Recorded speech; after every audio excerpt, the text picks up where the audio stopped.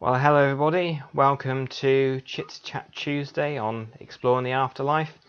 I'm delighted to be joined by two wonderful people, Mackenzie from Shadows of York in York, and Nanny Lyn, Dream Witch, also known as the Ghost Lady. And Lynn used to be the face of Gloucester Ghost Walks, but she's still, I think a lot of people still think her as the Ghost Walk lady in Gloucester. She's written two books. And Mackenzie, who runs a very successful and popular Shadows of York, both ghost tours. And it's going to be a really, really good one. So do get your questions in. We've got somebody who's just popped up here. Hey, Lindsay. Hi, Lindsay.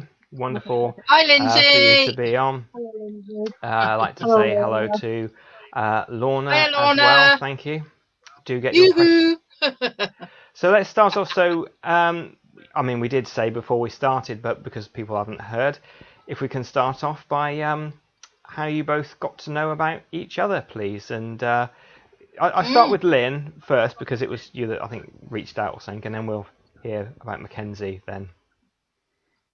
Yeah, I don't know whether it was by accident or I don't know, but I watched a couple of Mackenzie's ghost walks in York, and I love York anyway. And watch one or two of those, and you're smitten. And she was very good at doing loads in lockdown, keeping us all well entertained. It was fantastic. And we've built up a good friendship from there, really, which is fantastic because I love having her in my life. Oh, thank you. And I'll hear about Mackenzie's side of it as well, but I just want to say hello to Donna, hello to Janie, Lucas, Patricia. Oh, it jumped then, so I hope we've got everybody here. We've got quite a few silent watchers in at the moment, so do pop in and say hello. We don't bite. So I wanted to know is that you know, I mean I know people have kind of got excited with you, Mackenzie, when they've seen you in the pub and stuff like that. So I take it that you know it was nice receiving from Lynn, and just kind of what you got to learn and know through Lynn as well, through your friendship together. Yes, like Lynn says, we've got talking because she shared all my lives on her various groups and things, and we just got talking really. And I think I reached out to Lynn because I wanted to potentially write a book, if I remember rightly, was it, Lynn? But I'm not a very good writer. Yeah, you did, yeah. Yeah, but I'm not. I can read and stuff, and I can write scripts, but when it comes to storyboarding and stuff like that, I'm not actually that savvy. So it's something that maybe I'll do one day, but it's not going to be anytime soon. No, you never know. That's what I said. I'd help. I'll be the ghostwriter. Well, yeah, the ghost lady being the ghostwriter. Yeah, there you go. Yeah, definitely. Yeah, I did it. Samantha, I did a tour last night. Thank you. Yes, I still do them occasionally, like just to keep everybody happy, especially them that are across the pond and can't get over to England. And I enjoy doing them as well. It is fun. It's nice to listen to the comments or read the comments, and it gives me a laugh when people are laughing back at some of the silly stuff I say. Yeah, it was. Yeah. It was good, and I think as well it's like it's really good because even in York there's going to be elderly people that possibly they can't get out and do an entire walk, so that it is available for them to see on the internet is absolutely fantastic. I must say hello here to Mick, who says he's shy. Don't be shy, Mick. Judy, hello Judy. Samantha, we just heard from as well. So yeah. So what I'm going to, because I've been lucky enough to be on both your walks. I mean, myself and Lynn, we started together in the really early days, but I've also been lucky enough to enjoy Lynn's walk after I finished doing the ghost walks, just as enjoying it, and also I've been on Mackenzie's walk as well. I think one of the most interesting stories, if you're happy to share it and remind me of the full story, is that there was a story that you were talking about, and you were in a venue and saw some writing on a wall. If you can say the full story for people that didn't know about that one, and you showed us it on the phone. I told a story yesterday on the walk, on the online talk. It's one I often tell on the tour. It's about Yeah. Marmaduke Buckle. Is that the one? Yeah, that's the one. Yeah. Yeah. Yeah. So basically, years ago when I first started the tour, it's about just over 7 years ago now. Yeah, 7 years ago. Yeah, 2015. And I wanted to tell different stories because a lot of the tours in York, although their own versions are very good, they all tell the same stuff, basically. Apart from maybe the new guys that have popped up like Dorian Beckley and Mad Alice, they tell different things. But all the regulars, they all tell the same stories. And I wanted to go off the beaten track.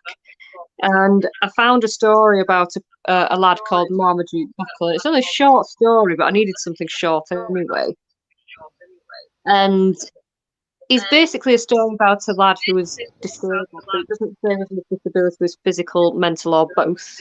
But either way, he's born in the wrong time to have a disability. He was born in 1698. And as he grew up in those times, he was basically ridiculed and criticised for whatever was wrong with him. And when he got to the age of 17, he wrote his name on the wall, the year he was born, the year that it now was, and his age. And he then hanged himself in his house. Years later, that inscription is still on the wall. And I looked into this story, determined to find this inscription somewhere down a street called Gudrumgate. And I went into various pubs, and nobody knew anything about the story, let alone the inscription. So initially, I ignored the story, thinking somebody's made it up and put it in a book. And then, randomly, on a hen night out, for anybody across the pond, that means girls' night out celebrating somebody getting married or about to get married. We call them a hen party. We were in this restaurant that was on Gudrumgate. It's closed now, sadly, but it was an Italian. And I just somewhere in my drunken stupor just thought, oh, I haven't asked about this place. I wonder if it's here. And I inquired of a waiter, and he actually took me up into a private room and showed me the very inscription. And I took a photograph of it. And then I asked him about Marmaduke and if there was any hauntings. And he confirmed that, yes, they regularly have encounters with Marmaduke, some quite comical, some not so comical. Like seeing a silhouette of a young man hanging from the ceiling, or he tidies up, or he moves chairs about before people are about to sit down. So it's a bit mischievous. But they said that basically he did hang himself somewhere in one of the rooms there, and this is his actual inscription. So I took a picture of it and I show it on my tours. But amazingly, even today, in books and online, people get the date wrong, or they get the venue wrong, or the stories wrong. And I'm just quite proud that I found it and actually have a photograph of it and know the full story. And yeah, that was it. So I often wonder if Marmaduke's just sort of giving me a prod in my drunken stupor in the restaurant to say, I'm here. I just at times, Lynn, have sort of muted because it is echoing back a bit. So I'm just being aware of muting and unmuting. But Lynn, if you do want to say something, although I'm looking at my camera, which is up here, and then also because if I'm looking at all of you, I'm looking like this. So I'm trying to sort of engage with the audience as well. So I'm nodding up and down, a bit like a nodding dog in the back of a car. But do start waving your hand at me if you want to just add something into what we're saying at the moment, Lynn, because you might be talking and you're on mute. So if that's cool, all good. Yeah, that's fine. Yeah, that's okay. So yeah, Lynn, you've been on Mackenzie's walk. You've met up with her. Was there any stories that you really enjoyed from the walk that you want to sort of that you remembered?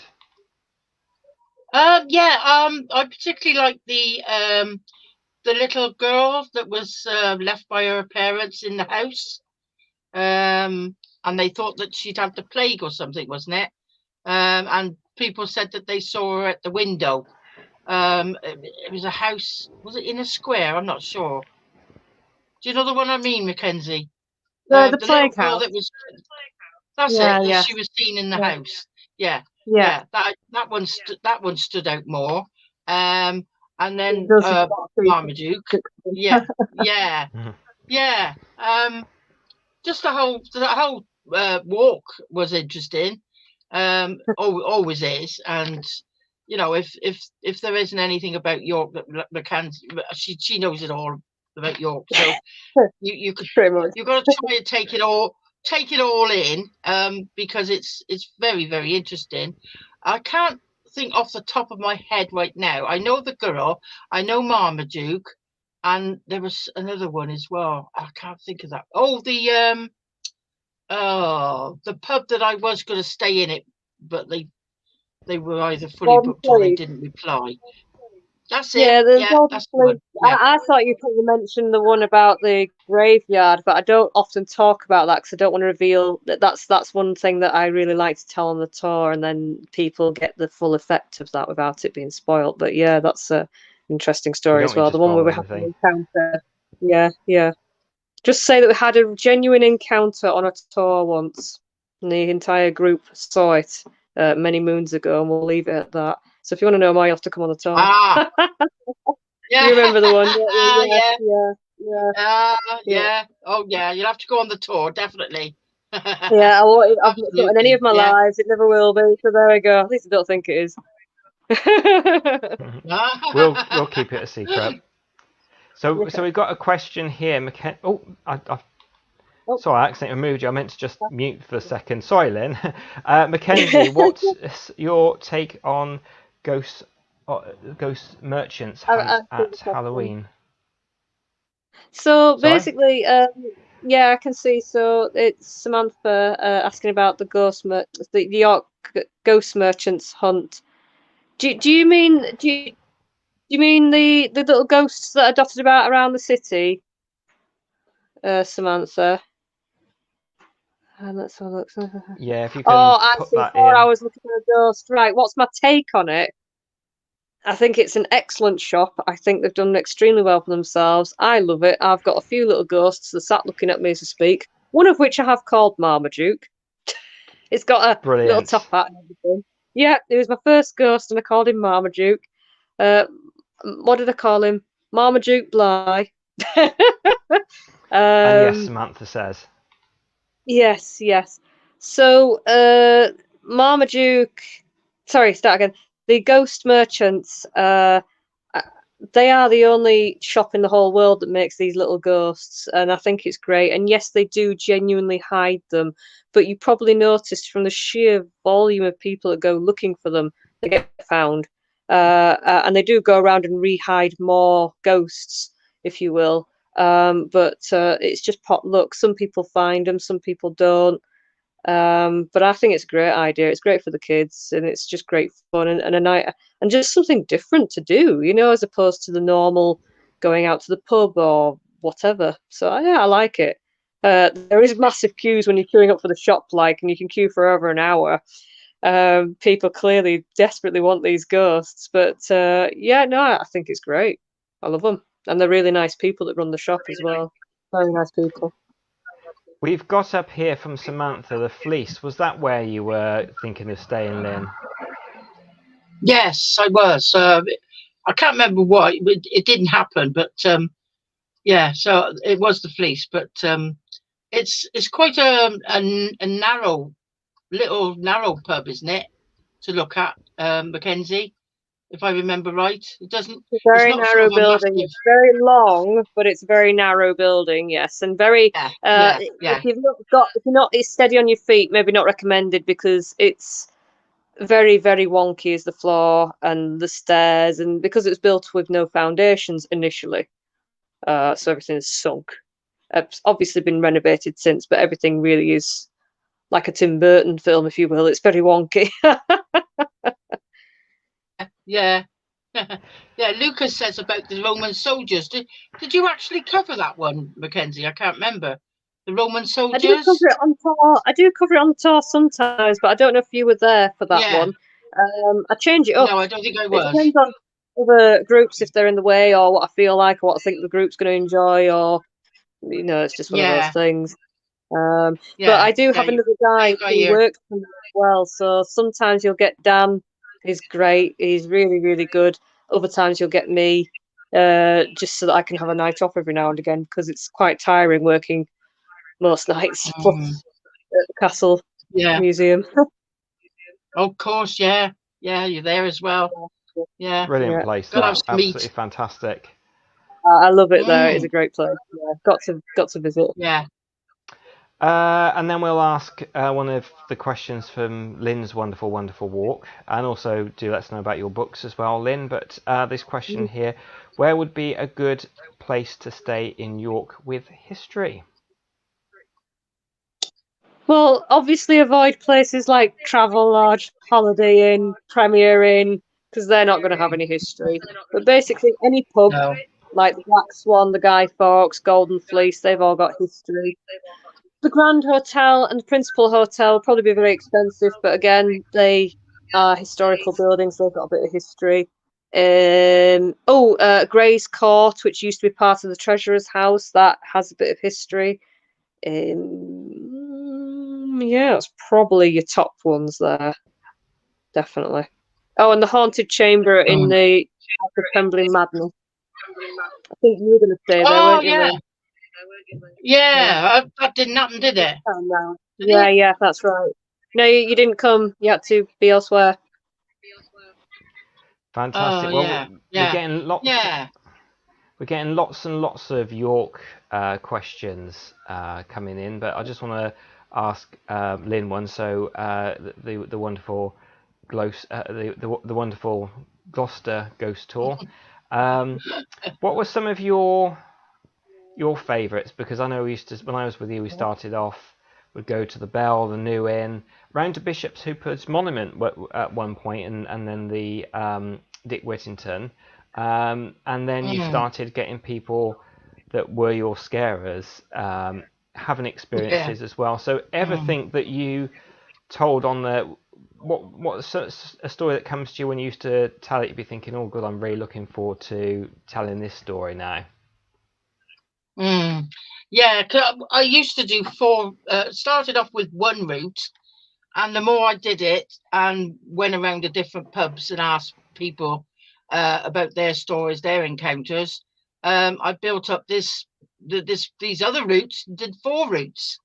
But we always seem to end up back at either the Cafe Rennie or the New Inn.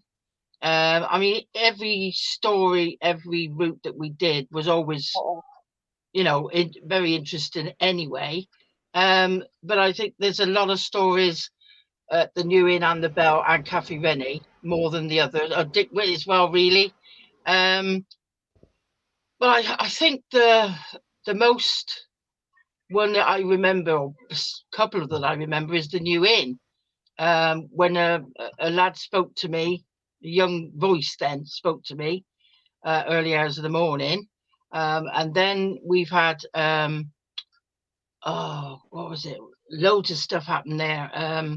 When I was in one of the bedrooms, sat on the bed, and we were talking and discussing where to go, and the taps come on in the bathroom and nobody was in there, that sort of thing. Down in the cellars we used to go. Up in the attics, I went up in the attic. We saw the very old stairs, or that were there when the inn was built.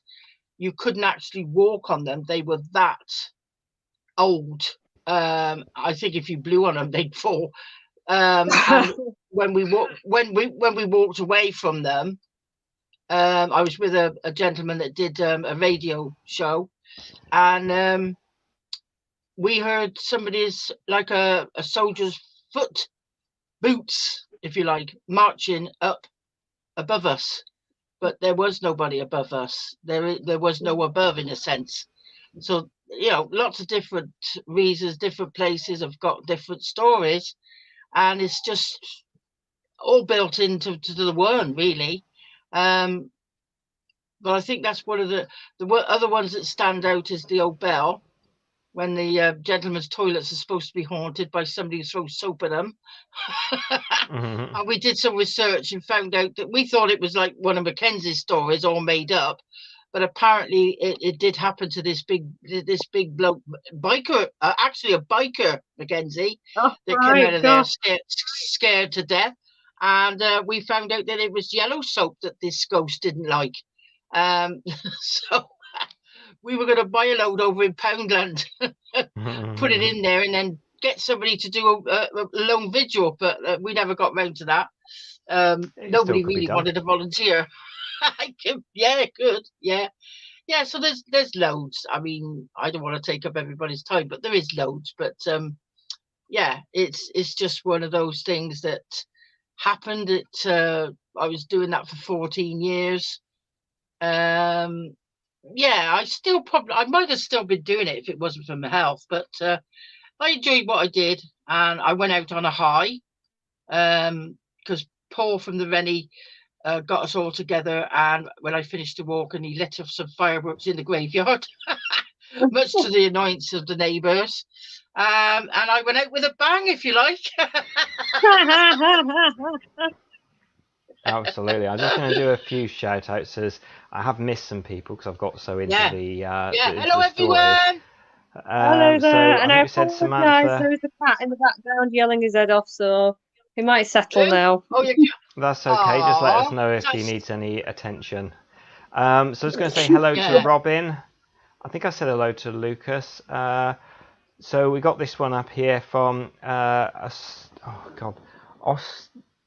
Dixon. I hope I'm saying that name right. I am dyslexic, so I do read things in a funny way sometimes. In fact, one of my guests I'm want to get on my other channel is a blind gentleman. So if I read it wrong, then it's going to be the wrong thing said. But who else have we got here? Lucas got some things. Well, we've got Lucas about the Roman soldiers in York. That's probably the most Treasurer's house. famous Yeah. one at all. But the good thing about the Treasurer's house is that, and the story that Harry Martindale told of the Treasurer's house is absolutely fantastic. But the Treasurer's house has other ghost stories attached to it as well.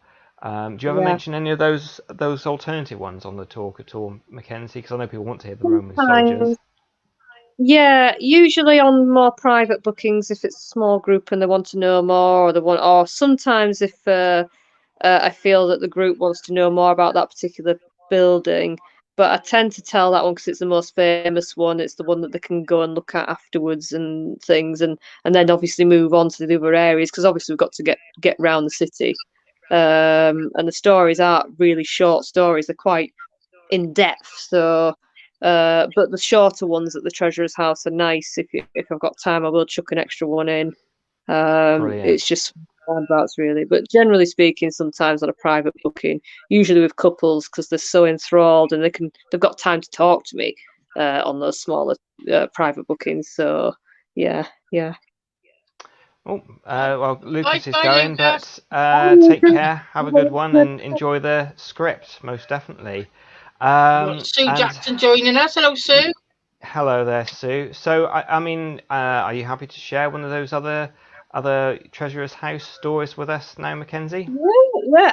I cannot remember at the specific moment in time, which is annoying. Putting you The on the name. spot here.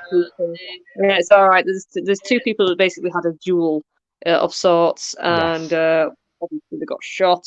One was all right, one wasn't, and he bled to death on the staircase in the treasurer's house. And for years afterwards, servants would be forever cleaning up a stain that would keep on reappearing. That's the very short version of that. And the other ones, I mean, there's quite a few, but the other one that I do like is you've got a ghost of a grey lady, if you will. She's regularly seen, I think, in the tapestry room or the room next to it. And we believe that she's a lady who may have battered her husband to death with an iron poker rod. He was a bad husband. He did horrible things to her, so it was quite deserved. And this was when the Treasurer's House rooms were actually rented out. And anyway, lots of children see her and will talk to her. She's quite friendly with the children. But also, there was somebody who just before lockdown. It was around October time, I think. She was walking around taking pictures and things, and she was looking in this mirror that was on a dressing table, and she took a stop motion photograph, so it kind of moves a little bit, if you will. And as she took it, a figure walked past her behind her. It was like a, a grey shadow like figure of a lady. And she looked at it back and thought, oh, what's that? When she was looking at it outside, it just so happened that my friend Mad Alice was doing a talk on ghost stories and stuff at the treasurer's house. And she told the story of the grey lady in that room and said that people often see her in the mirror, in the reflection. And she then went to her, to this girl afterwards, and went, I think I've caught something as you've said that. And Mad Alice, with her, asked her permission if she could publish it. And that video, I think, is available somewhere on Twitter or YouTube via Mad Alice's Facebook. So you're going to have to go and look at that. The bloody tour of York, it's called, that she does. And she's got a video somewhere on her Facebook of this lady with the ghost walking past her in the reflection. Amazing. I have to see that. Wow. Yeah, I want to meet this Mad Alice. I just forget these are the stories, But yes, yeah. Yeah. Oh, thanks, Paul. Yeah. Yeah, brilliant. And Judy says, well, so hello to Paul and welcome.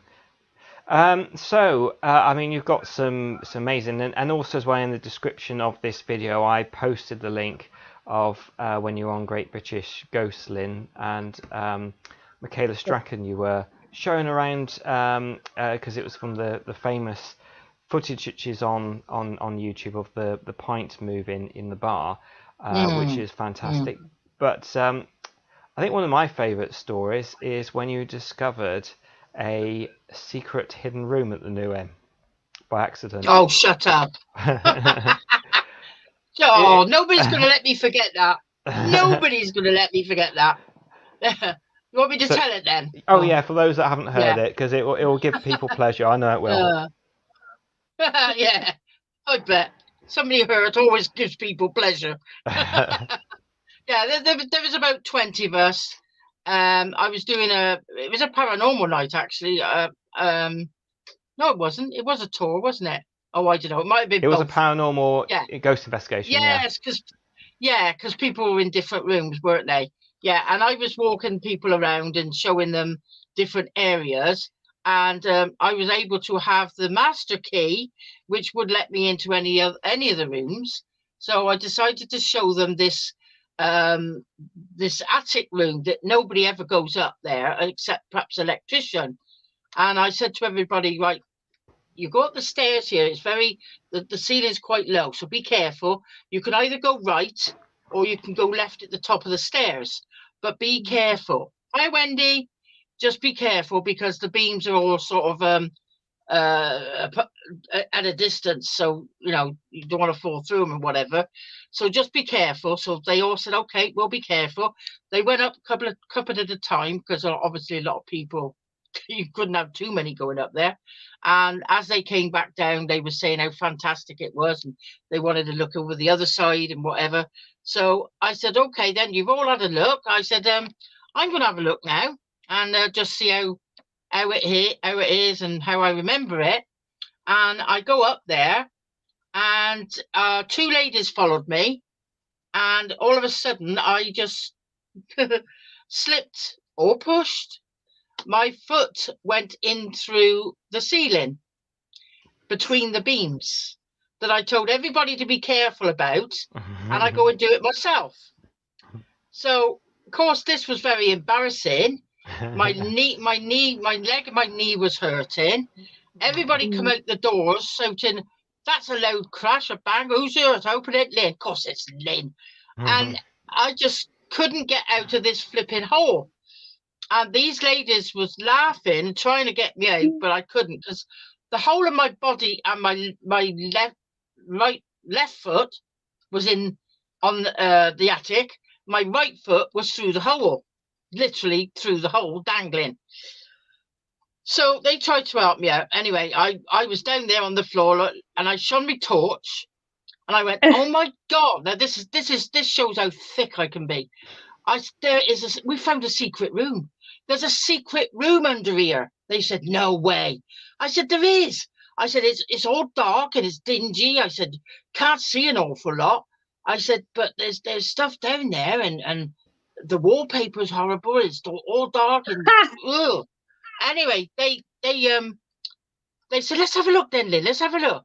So I tried to move aside so they could have a look, and they burst out laughing, saying that, Lynn, that isn't a secret room.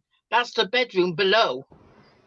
And you've just put your foot through over 200 yards of wattle and daub and into a bedroom. And we hope that nobody's in that bedroom. And oh my God, you kidding? And so anyway, I finally got out. They went and got the manageress and said, can you come and help? Lynn wants to talk to you. She thinks you're going to ban her from coming here now. She said, what is that then? And I said, well, I literally put my foot through it.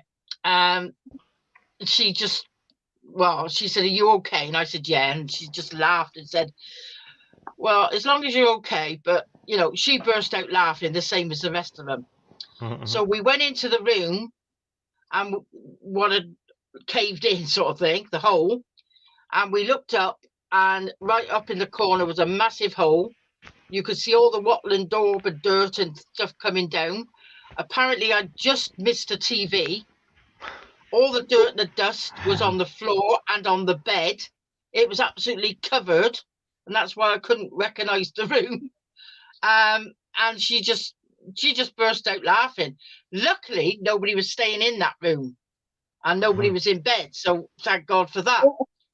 But about 2 weeks later, I went in there and she dangled the keys in front of me. I said, "Do you wanna go and have a look in that room now? They patched the hole up." And I just said something like, "Pee off." No, I don't. That happened. I have no idea. Over 20 years ago, might even be more. And every now and again, they all remind me. Because they all come out the room and they say, who's this? Who's this? Who's done this? What's happened? It's Lynn. She's put her foot through the hole. What? Yes, of course I did. Putting it again. So, yeah, absolutely. So I tell everybody to be careful and I go and do it. But that's me. So, I mean, it's such an amazing... Sorry. Yeah, I had a big bruise. Oh, it's such an amazing place, the New Inn. I mean, is there... I mean, there was the famous pint moving, but any other sort of experiences that you've had, or teams that you've been with, or stories that have sprung out for you whilst you were there? Yeah, I actually worked in the office for a while, when it was the office, and they had all the cameras in there, and the cameras were literally all over the pub, out to the courtyard, in the bars and everything. And I was talking to, oh, look at him. I was, sorry. I was talking to the manageress that was the manageress then. And I said to her, look at this camera that's pointing out onto the courtyard. And she, what is it? I said, well, come and have a look. And it was early in the morning, about 9 o'clock or something like that. And there was black shadows, black marks, or black something images, and they were darting around in the courtyard, on the tables, under the tables. Wasn't raining and everything. And I said, what the hell is that? And she said, oh, we've seen this before, she said. That's the children. And there is reported a lot of children that has been seen in and around the New Inn, and that was the children then. And she said, and they're buggers they are, she said. Sorry for swearing, but that's what she said. With this office, she said, we couldn't get in here one day because when we tried to open the door, inside was all sellotaped everywhere, literally interwoven all everywhere. The children done that, and then they'd lose their keys, and they'd say to the children, come on, we need these keys, we know where we put them. They're not there where they put them. But when they ask the children and they come back, there they are there again. So there was lots of activity just in that office. And as I said, with the cameras pointing out into the courtyard. So that was one of the ones that I do remember a lot of, because, as I said, I actually worked there. I didn't work there that long because the management went and got new management, and then they didn't want me. Mm. They're Sorry, I'm lost just limbs, Yeah, but it was one yeah, second. yeah. Okay, I'll okay. I'll see you in a bit. So yes, yeah, I was going to ask Mackenzie about Famous pint. yeah, the famous Yeah, pint. So it is in Great British Ghosts, I do believe. I yeah. think If they you put look it on in the. YouTube, yeah. Sorry, Patricia. If you look up YouTube, Great British Ghosts, Lyn Cinderey. My son did it. My son that's passed. He did it for me, and you'll see the whole tour that I did with Mackenzie, and she talks about the pint going over, and you can actually see the footage of that as well.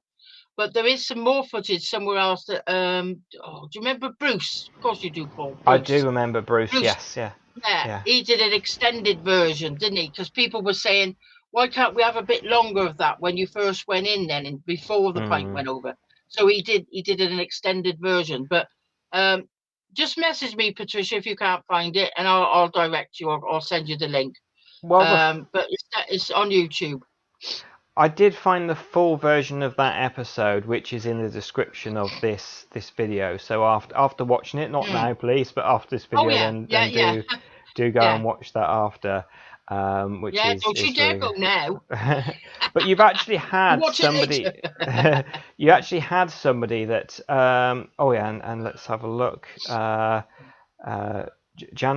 hello to you as well. You actually had somebody that I think the manager, I think it might have been the Dick Whittington, was so frightened that they gave them a brandy or whiskey or something to calm themselves down from an experience, if you can say, about that one.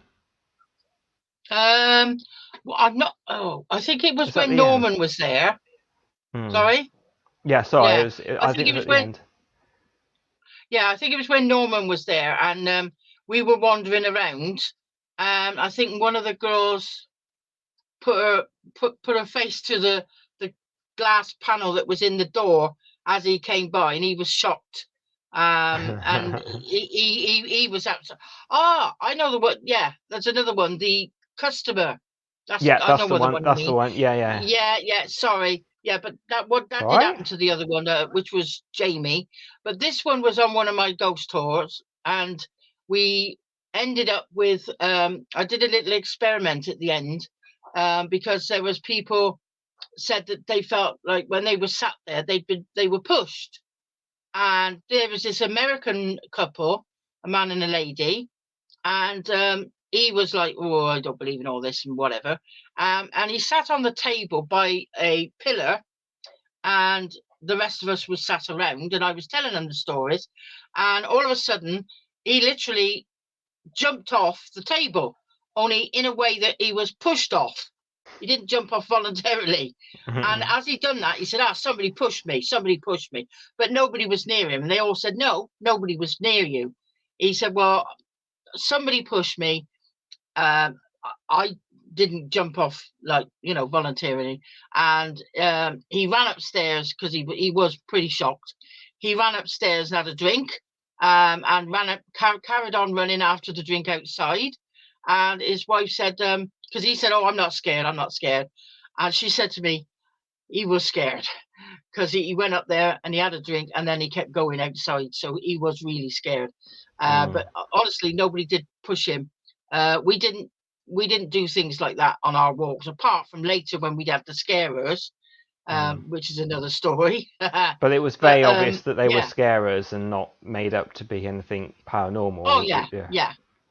Absolutely. One of my scarers got an elbow in the face from one man because he frightened him so much.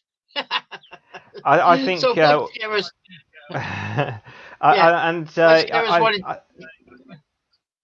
Sorry, you Go carry on. on.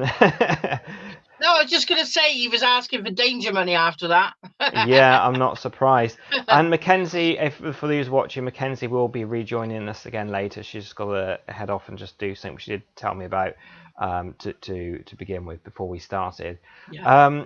Okay. So yeah, I think as well, wasn't it the Dean of Gloucester Cathedral got frightened by one of the scarers Oh once? God, yeah. Oh my God, yeah. Oh my God, yeah. Yeah, my two scarers, one has passed away sadly now, Yeah, but sadly. we were walking around by the cathedral, around the side, and by some what we call what was it? The arches, infirmary. Yeah, Yeah, I know. infirmary Yeah. arches. Yeah, and at the end of these arches, both the scarers were hiding behind this pillar, one on the left, one on the right. And as I was walking through, they could hear me, but in the distance. But they thought that some people had gone on ahead of me and jumped out onto this man, thinking that he was with me, with my party, and he wasn't. And he near enough swore at them and wanted to know who they was with and what were they doing, and he was going to report them, and you shouldn't be doing this, shouldn't be doing that. And we found out later that he was the Dean of Gloucester from the cathedral, so he was not very pleased at all. So it wasn't me. It was him they jumped out on. Yes, that was a bit embarrassing. And then I went to one of the meetings to do with the entertainment of Gloucester once. I sat with some people and we all introduced ourselves. And the one lady introduced herself as something to do with the cathedral. I introduced myself as Lynn for the Ghost Walk. She went, "Oh, it's you, is it? You the one that frightened the Dean of Gloucester?" And then we sort of had a little chuckle. And she said, "Well, we don't mind, but next time warn us that you're coming." So I thought, well, I didn't know who to warn or where to go to warn, but it happened. But we didn't go that way again. We deemed it was we were banned. Hi, Carol. Hi, Carol. How you Yeah. doing? So Good.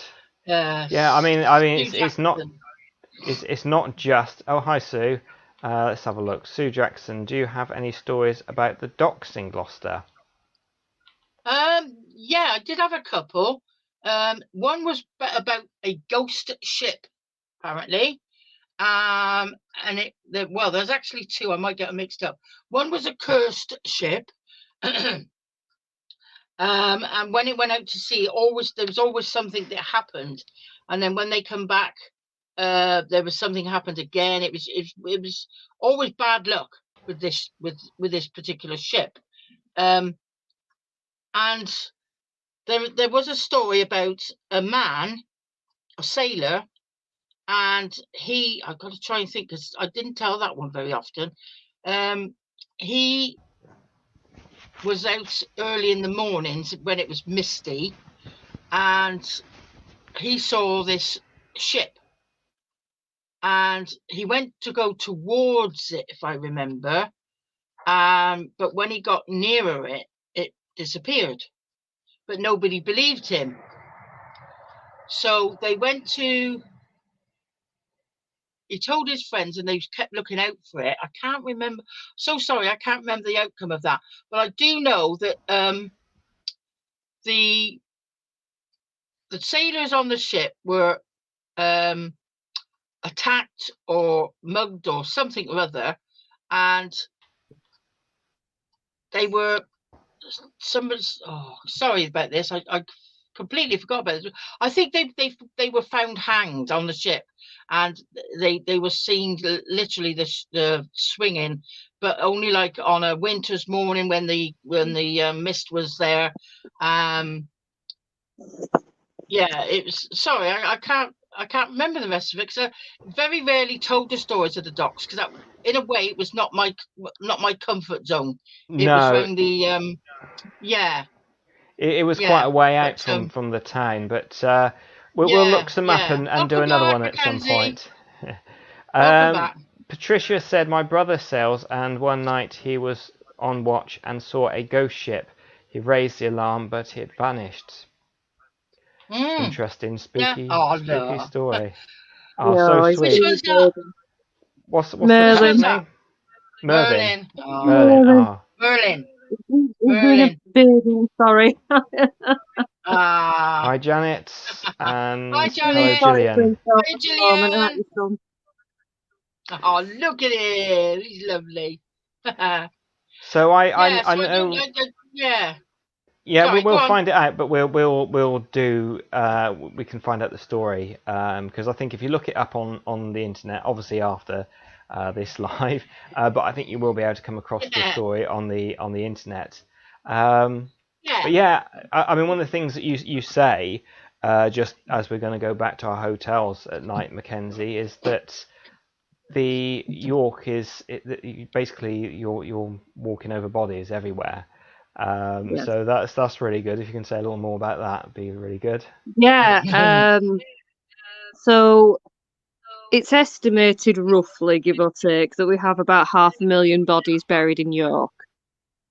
It's fair to assume because obviously it was first founded in 71 AD, so it's nearly 2,000 years old as the city. It's had the Romans, the Vikings, the Anglo-Saxons, medieval period, everything. Yeah, it's had a lot of death, and so it's not surprising you got a lot of dead. Probably the same in many cities, but we had a lot of churches in the medieval period and things. We had about 46 churches, and all of these churches had graveyards. When you walk around York, you won't notice many graveyards. We still have about 26 churches left, so you'll see plenty of churches. And yeah, wherever you walk, you're walking on somebody's grave somewhere, and that is a fact. Because Do you feel that any of these are responsible from the bodies being disturbed for any of the ghostly tales? Not so much. I think it's the actual buildings themselves and what's happened inside the buildings and, strange events and stuff that really creates the hauntings. I think despite the fact they are just walking on top of the dead, they're kind of at peace, really, Yeah, absolutely. Hi to Bon. Hi to Robbie. Robbie says never been to York. We'll need to visit. So I mean, you're part of the York Castle Museum now as well, which I didn't actually realise that. But if anybody wants to come to York, whether it is, I mean, you have to go on one of Mackenzie's ghost tours, but somewhere where some of the really good places, you have to go and see. I mean, it's brilliant. I think the Shambles is just amazing to see, definitely. But any other places you think you must see? In York, Yeah. loads of places. I mean, the dungeons is fun. But if you're not into scary stuff, then certainly the National Rail Museum, the Yorkshire Museum. You've got to go in the museum gardens and see the ruins of St Mary's Abbey, and the gardens themselves are very nice. York Chocolate Story tells the history. Yes, go on. Sorry, they're being very needy, these two, and if you don't deal with them, they'll just yell and they'll disturb the whole thing. So, yeah. We had some entertaining evenings when it was winter time and I had to do lives at home during lockdown, didn't we? But most certainly those museums. The York Chocolate Story is basically a story of the chocolate factories that were in York, and you get to make your own chocolate and do things like that. So that's fun.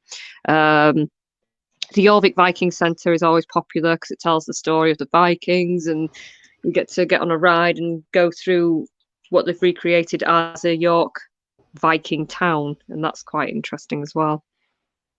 Perfect. Yeah, it's been on that one. Yeah, I've been on that one. It's an amazing place to go. I mean, what is great about York, you can spend a fortnight there and still do something new and interesting every single day with not leaving there. Because York is well known and famous for its Roman wall, which unfortunately we don't have a wall in Gloucester anymore. It was refused to be rebuilt. It's not a Roman wall. We have a Roman wall left, and it's in the museum garden. But the wall you're probably thinking of is a medieval wall. Yes, sorry. It's just everybody refers to it. Everybody refers to it, and now you said that, I do remember. But everybody refers to it as the Roman wall. Yeah. Oh, there's a cat. So any stories about the Gloucester Docks, Paul? Oh, have you? Oh, do read that out, please. Do read that out, please. Do you want me to? Right. Yeah, please do. Gloucester Docks, the cursed ship.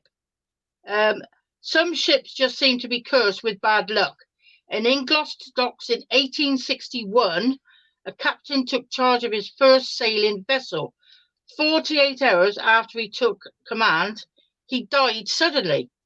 The vessel left Gloucester docks and struck a fishing weir, leaving a gash in its hull. It returned to Gloucester for repairs, where the vessel suffered a fire which broke out on board.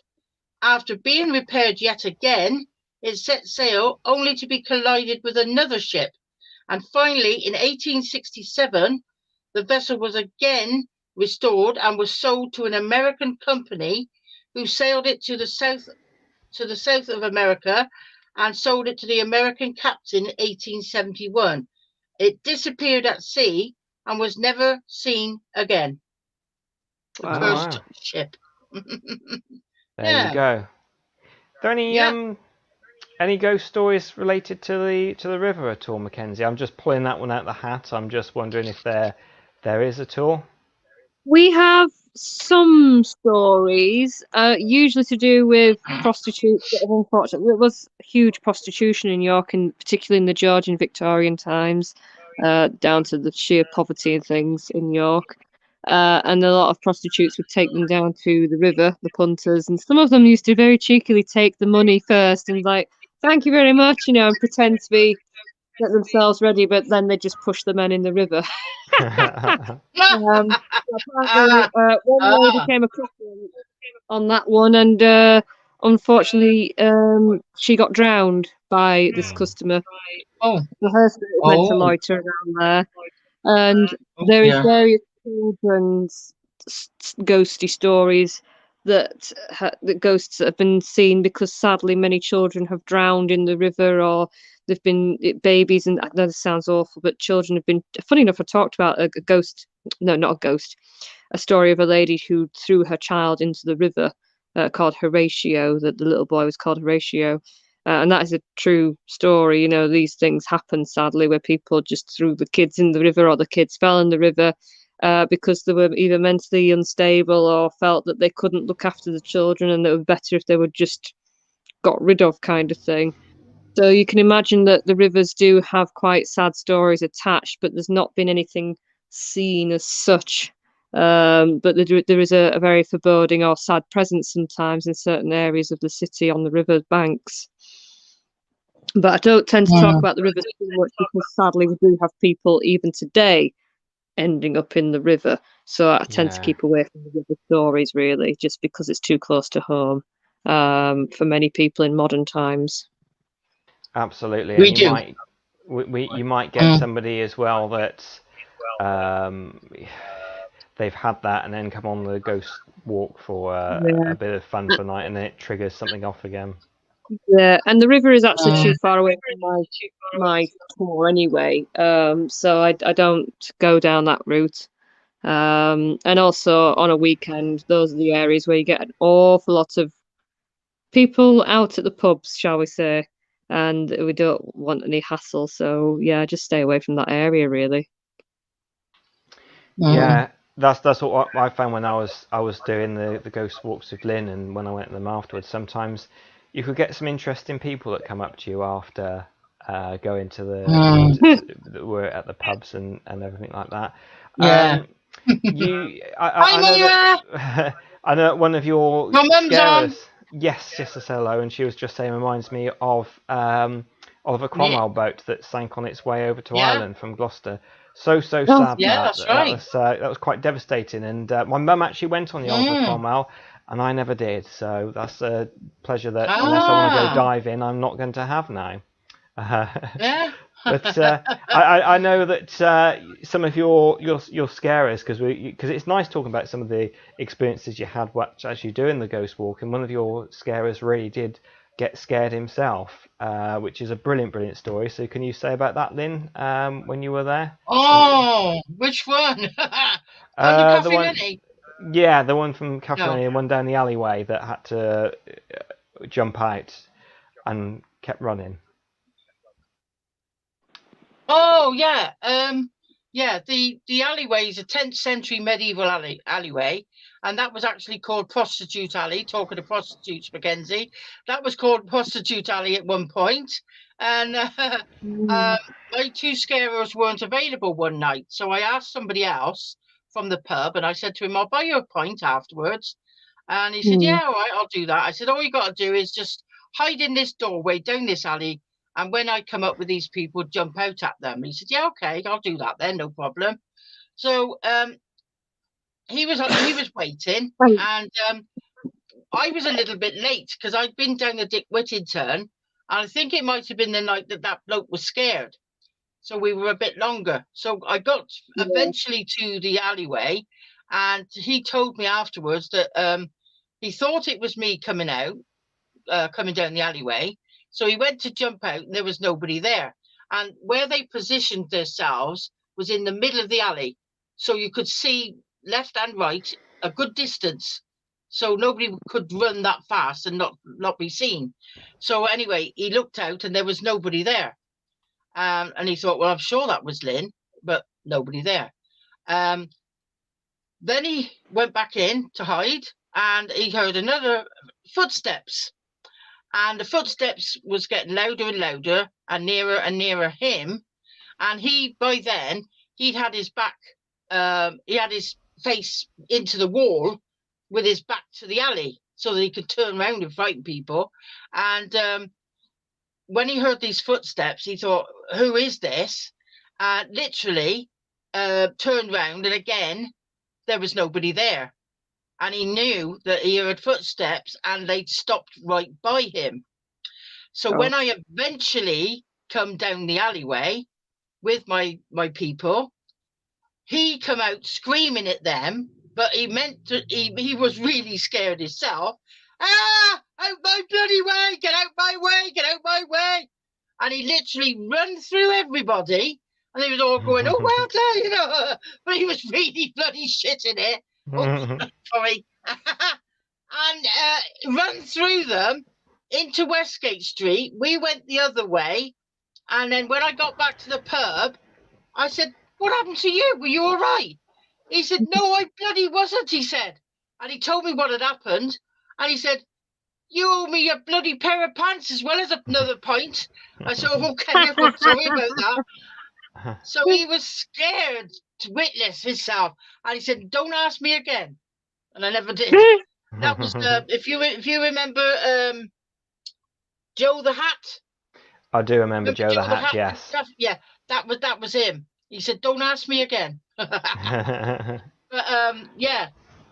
The other one where you said they were frightened. I'm not sure. Oh, that's the one I meant. But I do remember that they couldn't unlock a door once, so they were all waiting, trying to get in. And that was Sadly, that was the late Dave Baldwin. Yeah. I was with 30 people, and we were just coming around the corner off of the.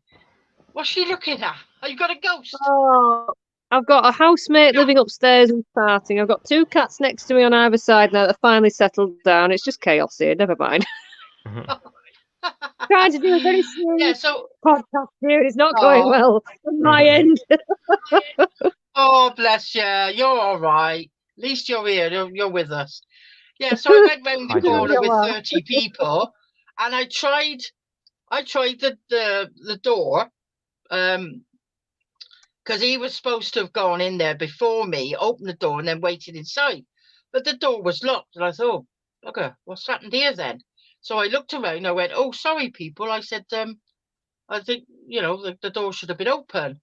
So they just stood there, and I looked around, and then I went, "Dave, where are you?" And then it was Starbucks, and they had all their bins outside, and he come out behind these big bumper bins. What they call them?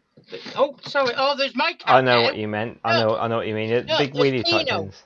Hi, there, Pino. Oh, Pino. My cat now. He's coming for his dreamies. Yeah. So oh, that word too loud. Good Lord, no! You go back to sleep. Pino, Oh, little baby. Oh, little baby. Sorry, everyone. When they want to cuddle, they want to cuddle. Yeah. So anyway, they Oh, I forgot now. What was I saying? So they try and get in the bins at Starbucks. You was listening. That was just a test. I knew, really. Yeah. Yeah. So he came out from behind the bins, and I said, "Hi, Dave. What are you doing there?" I said, "You're supposed to be in here." He said, "I couldn't get in. You gave me the wrong bloody key." Just like that. I couldn't get in. You gave me the wrong key. Oh, flipping heck. So I said, "Well, they're not going to be scared now, then, are they?" And they said, "Yeah, go on then. Go in, Dave, and we'll pretend we didn't see you and you can scare us." But it ain't the same, is it? It really isn't the same. But yeah, that was great, because it's the way he spoke. I mean, he was coming out of there locking up one night, and I'd gone on ahead, and two coppers in a car passed down Eastgate Street, and they got out the car because they'd clocked him hanging around by the door, and they said, "Oh, what you doing then? What you up to?" And he just looked at them, dark hat, face painted or a mask, I can't remember, dark coat, his cane, and he just said, "I'm the Gloucester ghost." And they went, "Oh, okay, all right then." I got my cards and drove off. And that's just true. As I'm sat here, they just went. So I don't know whether they'd heard of us, they were scared of him. I don't know. They just went. So we did have lots and lots of fun, lots and lots of scares, as you do, Mackenzie. So, you know, we have to do what we do. I don't have anybody jumping out or anything, but yeah.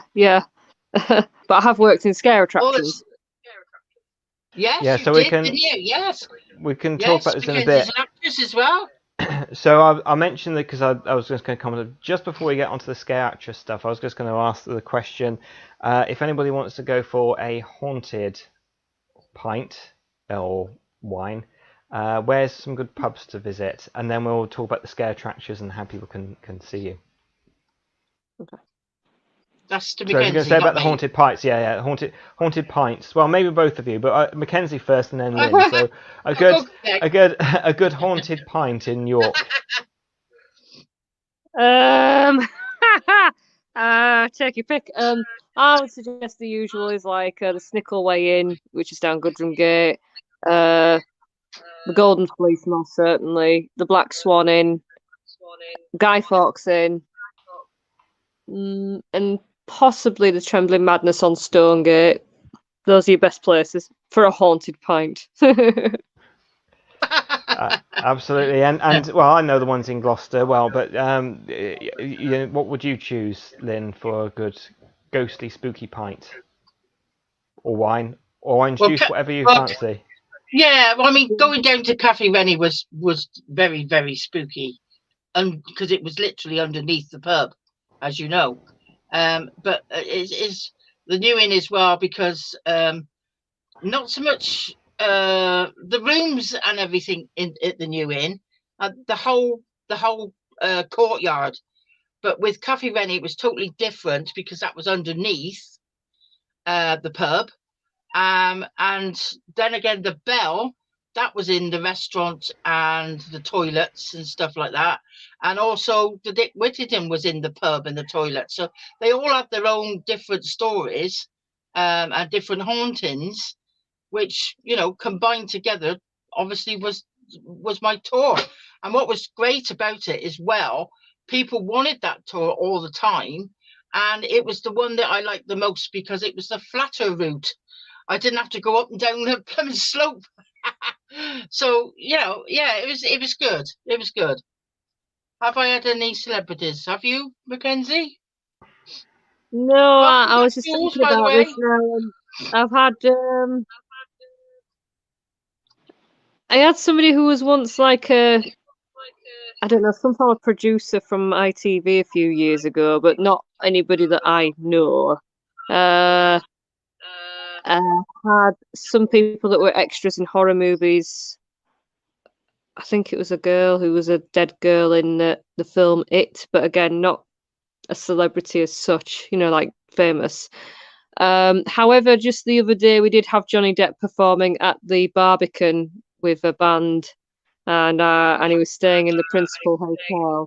And I was like, do you know, that would be amazing if Johnny Depp came on my tour. There would be no tour, it'd just be me chasing after him down the street, and that'd be quite horrific for him, I'm sure. But yes. Yeah.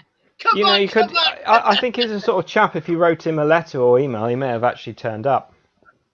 Maybe, yeah, possibly. But how do you get in touch with this gentleman, you know, who's just had a traumatic time? So, yeah. But oh, definitely. If I've never had a celebrity on the tour, but I have met many celebrities in York. Yeah. And spoken with them. The most recent celebrity that I have personally spoken with was a chap called Mark Addy, and he was in Game of Thrones, Full Monty, those sorts of things. And he's actually kind of local to the area.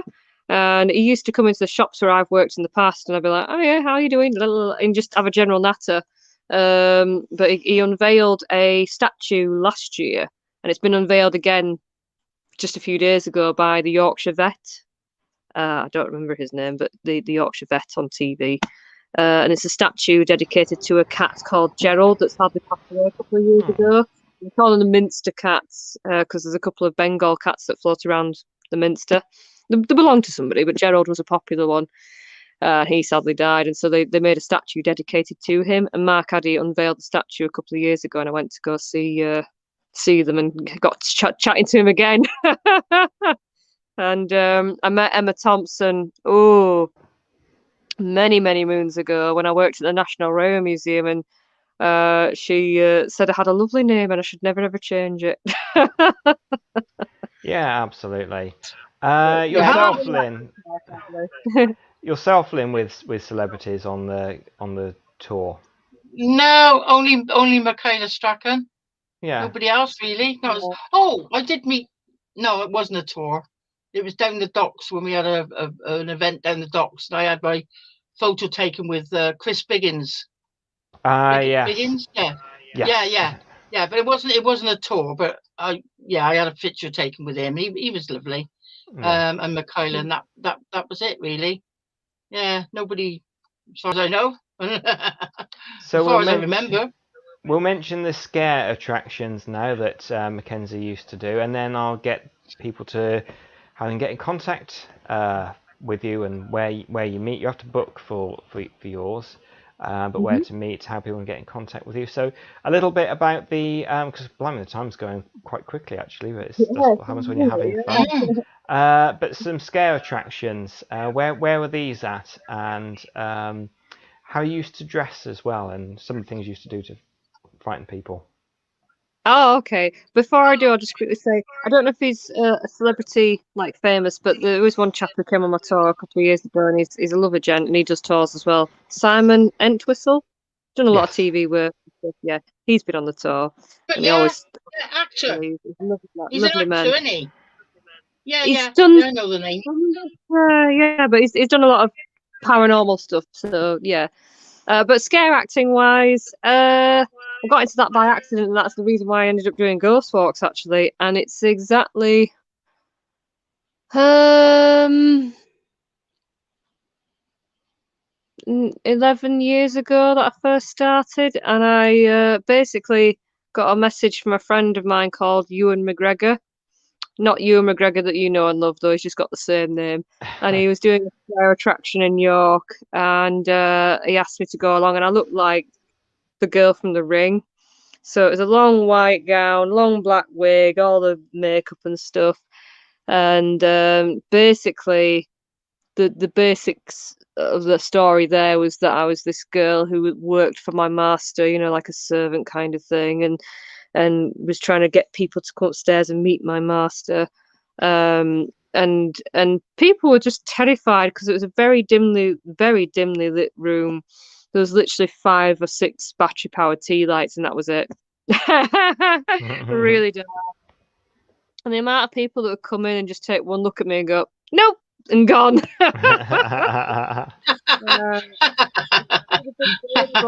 bodybuilders are just coming in, poking their head in, going, no, walked away.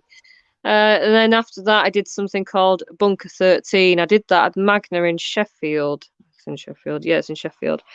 and it was an 18 rated scare attraction, but I wore a gas mask and I was like a military officer. And then sometimes I took it off and would talk to people and literally kidnap somebody from their group and put them in a cage with 2 other actors so they could be tortured, if you will, or tormented, and then send the rest of the group along the way. And then finally would release this poor person that I picked on and let them go through the rest of the scare attraction by themselves.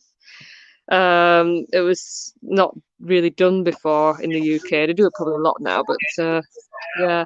And then after that, I did something called Project Fear, which was the first of its kind in this country. It was a scare attraction where they kind of advertised it as how far is too far in a scare attraction. And it wasn't a typical attraction where it's people jumping out at you going boo and stuff. It was more about real life situations and the horror of real life, like, you know, abuse and military operations going wrong or being held hostage. There's lots of different things. And you went in by yourself and you had all these things done to you. And there was a safe word, obviously, so if you didn't like it, you could come back out of it.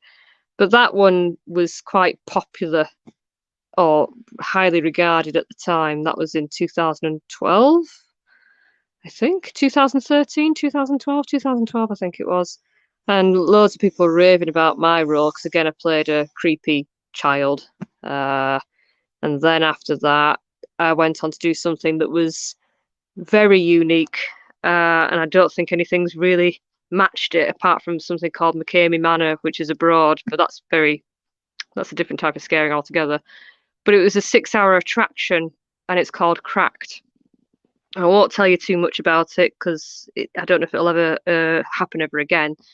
But again, it was not a typical scare attraction. It was more psychological stuff. And it was your job to make them crack. And my character was like a crazy hairdresser. And I would literally convince people that I was cutting their hair and doing stuff that they probably don't want done to them. And it's not happening, but it's the illusion because we created all these different things that tricked people, almost like a Darren Brown in a way, you know, on that little bit. There was loads of other stuff we did. And then going back to more traditional scaring, as we call it, I've worked in various scare attractions across the country where you kind of just pop out and frighten people or you tell them a story. And then from then I found an advert for a ghost walk guide in York and thought that'd be quite fun. And I worked for somebody for a couple of years and then decided to start up on my own. And that's how I ended up doing Shadows of York. Fantastic. So we've got a question from Jules here. I don't know how you can keep a straight face scaring folk. Have you ever actually had it either on your walk or like in a scare attraction where the reaction was so damn funny and you had to just try and hold yourself together? Actually, yes, there was, but it was okay because it was in front of my friends. Normally, I won't say I'm a full method actor, but usually I will just get engrossed in the character. Or if I can, if my character will allow me to smile, if I'm smiling at you because I think it's hysterical, some people think it looks psycho. But actually, I'm just hiding the fact that I am giggling at you, but it's fine. Yeah. However, when it's a very serious role, if it allows me to, then I will be so engrossed in the character that I can kind of switch off, which is very difficult to do, but I have done it. But there was one time, and it was my first ever role, and sadly he's passed away now, but it was a friend of mine called Cyril, and he came in with my group of friends, and I just remember being sat down, and I was totally, as far as I was concerned, unrecognisable with my outfit. I had my hair hanging over my face. And I was just sort of leaning on the banister like this, doing a death rattle. And as he came in, I just heard him say, "Oh, it's here," meaning me. And because he said it in such a deadpan way, as he always could, I just remember going like that and thinking, "Oh, come on. Pull yourself together, pull a straight face. You can't start laughing now. This is your first role in front of them. Come on, do it." And I managed to snap out of it. But for the first moment, he actually did break me out of character very briefly. But thankfully, I had my wig covering my face. Yeah, fantastic. So, how people can get in contact with you? Your website is in the description, but if you want to give it out here, and when the walks run. So they have been quiet recently. So sadly, I have like cancelled odd evenings if nobody's booked. But I think it's going to hopefully improve by the time we get to summer. Yeah. But if you do want to come along, then you look up Shadows of York. You can book me via Viator, TripAdvisor, apparently Booking.com, and obviously the website itself. If you go through the website itself, then that's your best way. And it operates at the moment Wednesday to Sunday at 6:30 with an additional 8:15 tour on the Saturday as well. Excuse me, sorry. And you will either meet myself or my guide who I've hired called Dan. And Dan is an excellent storyteller. He's got a beautiful, deep storytelling voice. It's quite seductive, but not in a romantic way. It just brings you into the story. And I remember doing interviews earlier this year, and I was literally going through person after person after person, thinking, "You're very nice, but you're just not what I'm looking for."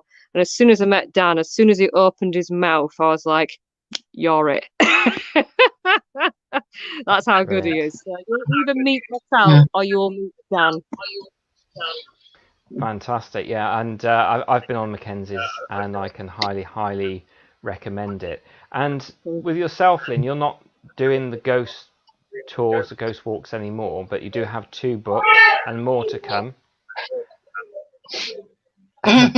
Oh, yeah, everything well, you all right? lost your cat. Yeah. Mm-hmm. And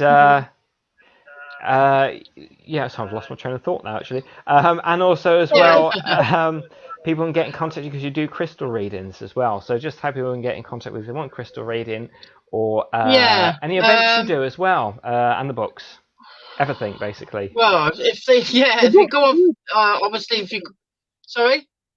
I was just saying the books are good. Paranormal Gloucester. Thank you. Paranormal Gloucester was my first book. That took me 3 months to do that because I had a deadline and it was all up here anyway, and I just boom. Never thought I'd ever write a book. And then the second one, Gloucester's Ghosts and Giggles, took 7 years because I just didn't have a deadline and didn't really get into it. Lots of things happened and whatever. And I'm on a third one. But, sorry? I've got your book, but I thought I had it to hand and I haven't, otherwise I'd have shown people. Yeah, I usually show it, and it's over there, both of them over there in the bookshelf, and I've clipped myself in here, so I'll have to unrattle myself, but they're really good. You can find it. Yes, well done, Lynn. That's it. Yeah, that's it. Oh, yeah, there it is, yeah. I don't, I can't do the walks anymore. But I do psychic suppers, clairvoyant nights, crystal readings that I can go to people's houses, or if we go on an event and I can do the readings then. If they look up Facebook, Lyn Cinderey, or there's a couple of names I use, isn't there? There's one, all Nanny Lyn's events on one page. All my events will be on there. And if there's the crystal one, there's the Spirits of Love and Life one, which I've got quite a few on there. But I've made that private now because I didn't want anything and everything on there. I wanted it more spiritual stuff. And because I've got another one that's the paranormal. I got one that's the crystal. My friends keep saying, how many more blooming pages? So just look up Lyn Cinderey. Literally, I can't do it in there, can I? No, I can't do the comments. LYN and then CINDEREY. And they should be able to find me that way, or Nanny Lyn, or the Ghost Lady. If not, just contact.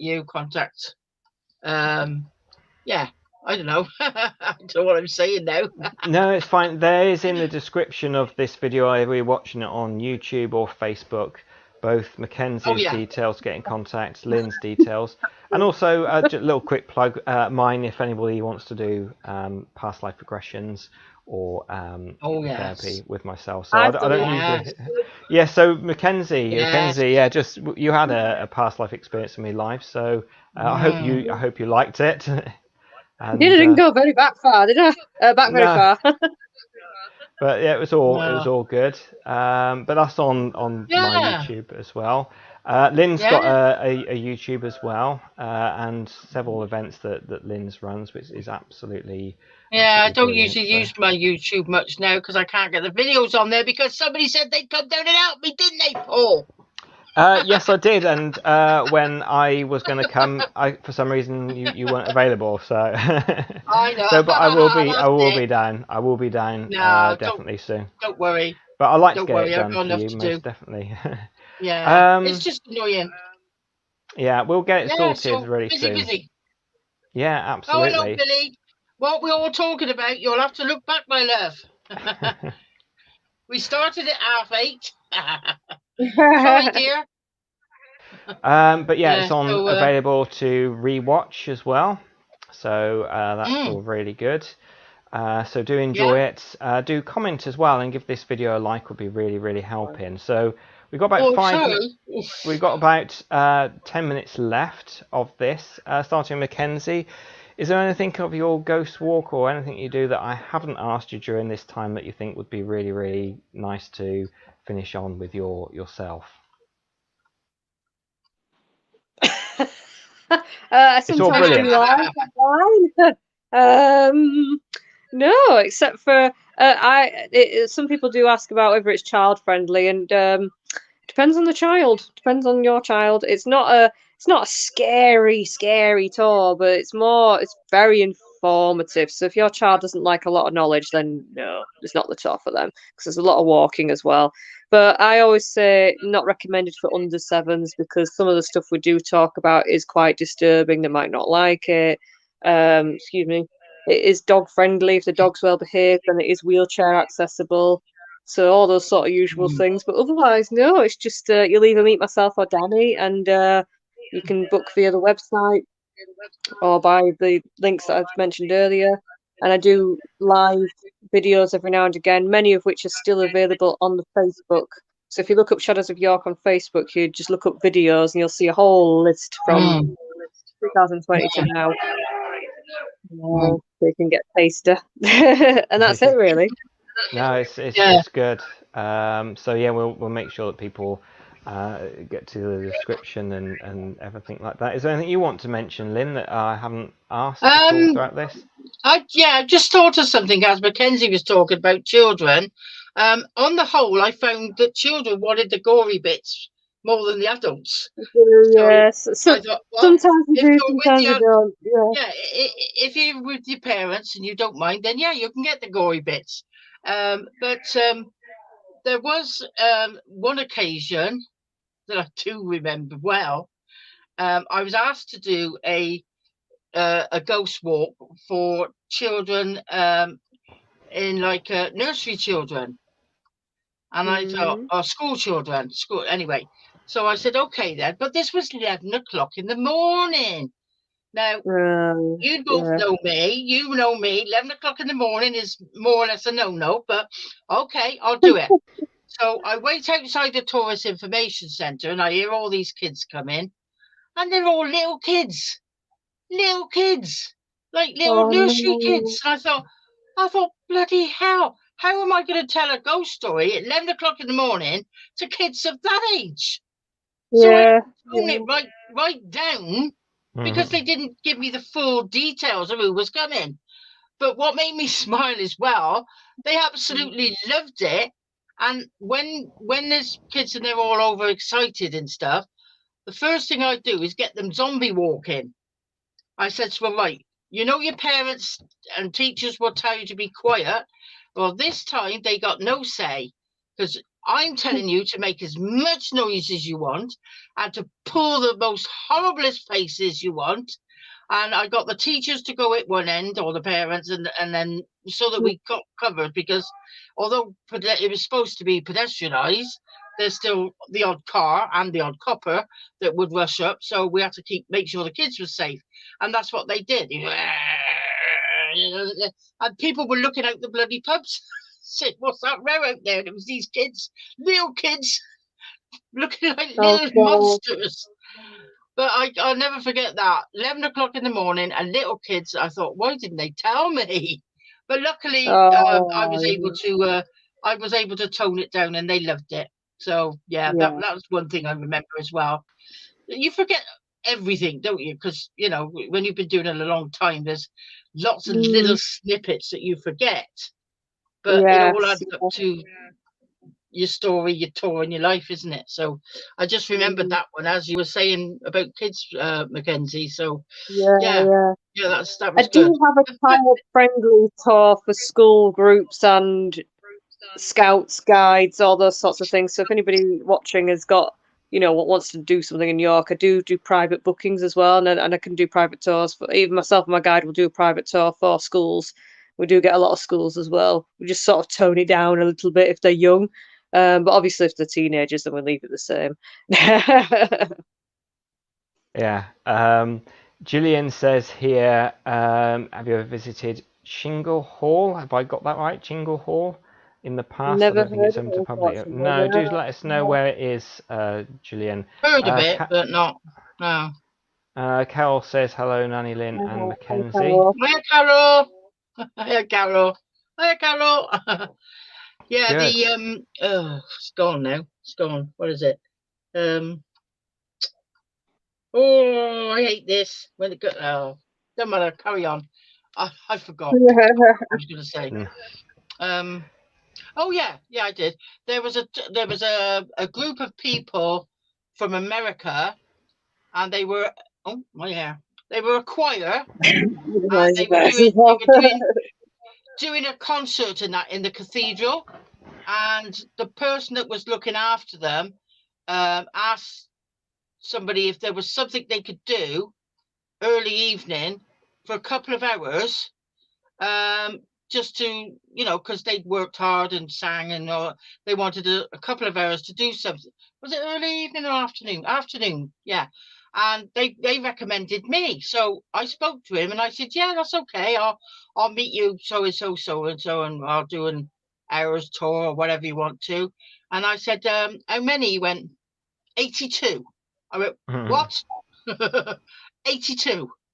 He said, can you dress up? Yeah, so I did 82, and we had to dress up, and we did actually end up in the docks after, not in the docks, at the docks. And some of them had tea with the mayor, so I left them there. But they loved it, and I'm still talking to one of the young girls, Megan, that went on the tour, and we still talk to each other now and again, and they loved it. But 82 people is the most I've done. The least I've done is 1. Yeah. So that was good. That was good. Yeah. Brilliant. Well, I think that's pretty much the 90-minute mark. Thank you, everybody, for your questions. Thank you so much, Mackenzie, because I know you don't do these live so much anymore, so I really appreciate you doing this. And thank you to my it's my dear pleasure. friend I want to do you too. It's fine. Yeah, absolutely. Thank you. And big lovely thank you to see you and talk to you, Mackenzie. You too again, and Paul. Yeah. And big thank you to Lynn as well for tonight. I'm going to end there. Thank you, everybody, for watching. Jade is next week. Thank you very much, everyone. From Spirit Sense, so that should be a good one. You might just to stay on just for 5 minutes afterwards, just to probably say goodbye. Who is it next week? Jade from Spirit Sense. Jade. Oh, I know. Jade Topton. Yeah, that's it. It's lovely. Yeah, she is lovely. Okay, that's good night, everyone. Good night now. Take care. Bye. Bye.